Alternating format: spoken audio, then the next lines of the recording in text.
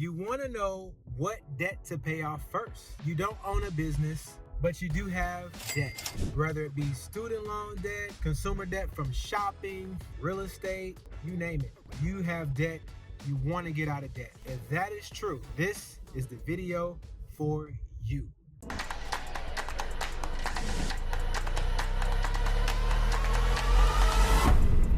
The Sanders Financial, where we talk money matters because money matters. Debt can definitely be something that makes you feel uncomfortable. It can make you question yourself. It adds a lot of stress and anxiety to your job. Whatever you do for a living, thinking about bills can definitely be stressful. The thought of losing something, the inability to provide for your family, these are things that can add a heightened level of anxiety that is just not healthy for your body. Totally unnecessary. Debt can be a contributor of that. I know that sounds counterintuitive or a little bit of hypocrisy from someone who put out a video stating debt can be a good thing, because I talked about the difference between good debt and bad debt. What you have to look at is the purpose of your debt. If the purpose of your debt is to just have luxuries, then it's not a good reason to have debt, period. Let's remove the white elephant from the room, right? Debt to leverage the ability to make more money is something entirely different. And I'll make another video when I talk about the benefits or the strategies of how to pay off business debt.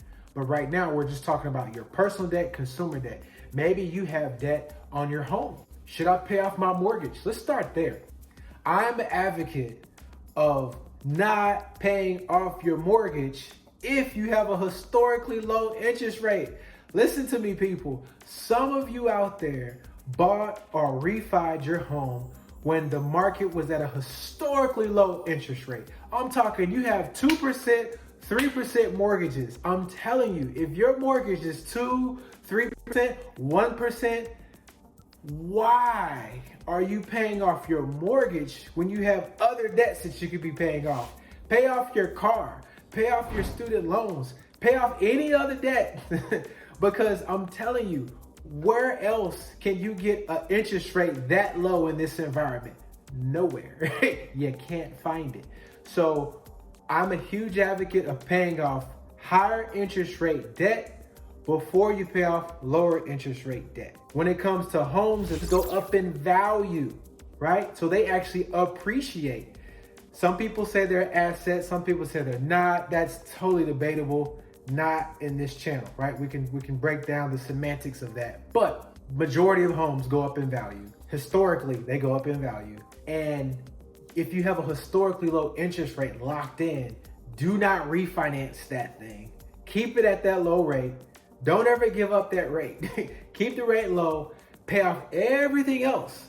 And when you have extra money where you could pay off the mortgage faster, invest that money.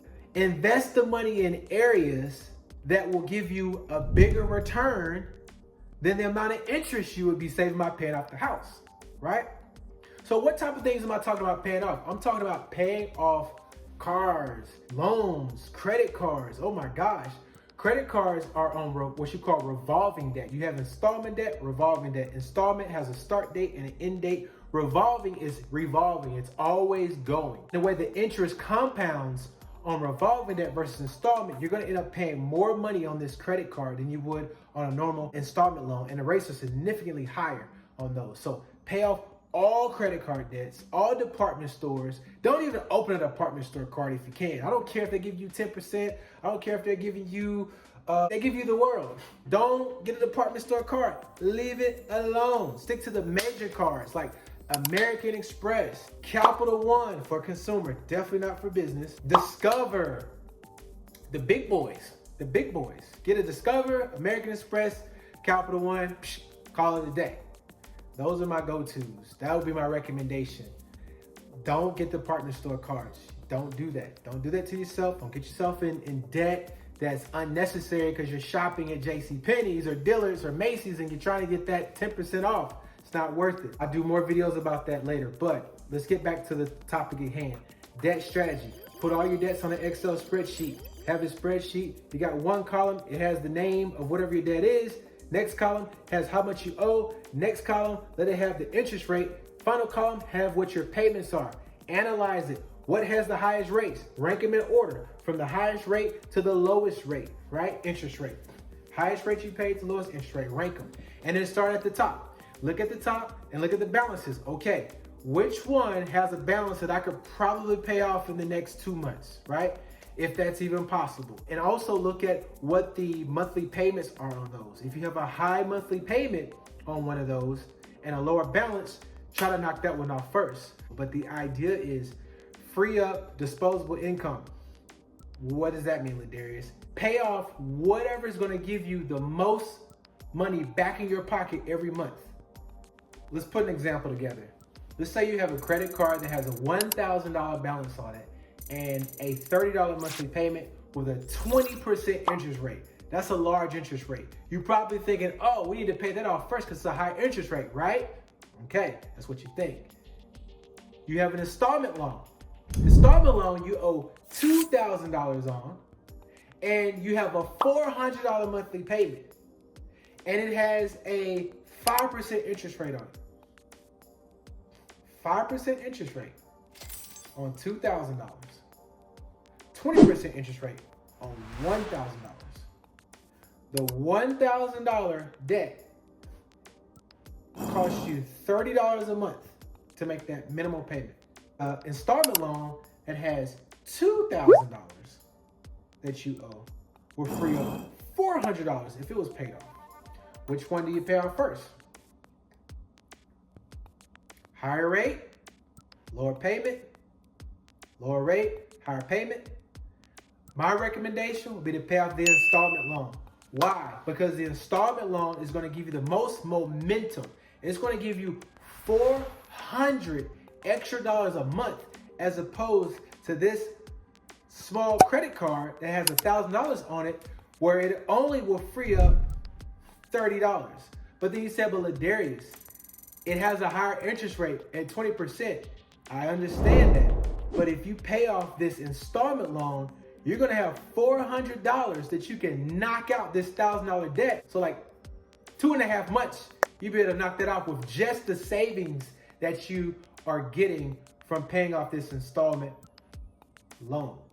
Pay off the installment loan, you get $400 a month to throw into your debt snowball, paying off other debt, as opposed to paying off this $1,000 and only getting $30 back. You're not gonna do much with $30, but you can do a lot with $400 with paying off other debts.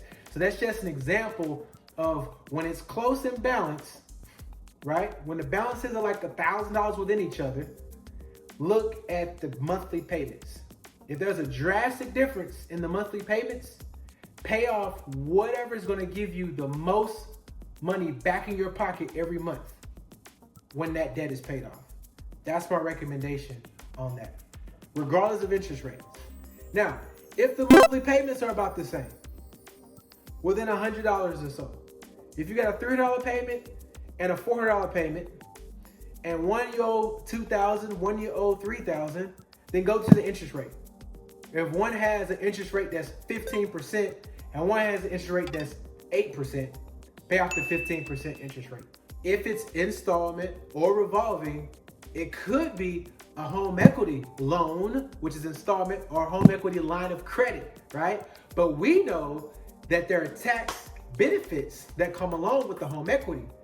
And because there are tax benefits that come along with the home equity, then maybe that's not something you want to pay off before you pay off the other debts. So it really is a case-by-case scenario on what to pay off first. It's very subjective. It's based off what's important to you. And it also is predicated on what your overall goals are. This is why I do coaching. Email me at TheSandersFinancialBooking, one-on-one consultation with me. That's right, I do one-on-one consultations. I don't send you to somebody else. You actually get to talk to me. Or do some speaking engagements, talk to your church, your businesses, you name it. I'll come out and I'll help support. Everything is a case-by-case scenario. So we really have to look at your situation, take your own situation. It's a case-by-case and figure out what you need to pay off first. Because some people say, well, should I pay off my car first? Or should I pay off my student loans first. Is your car payment tax deductible? If that's a no, then it's probably more advantageous to pay off your car versus pay off your student loans, just from a tax perspective. But what if your car payment is significantly hurting your income, meaning you are paying $1,000 a month on car payments and $200 a month on student loans? What if the student loan payments the balance on the student loans are higher than the balance on the car? Maybe it's time to sell the car. If you can afford to pay off the car, pay off whatever is going to give you the most money back in your pocket every month. Thanks again for watching The Sanders Financial, where we talk money matters because money matters.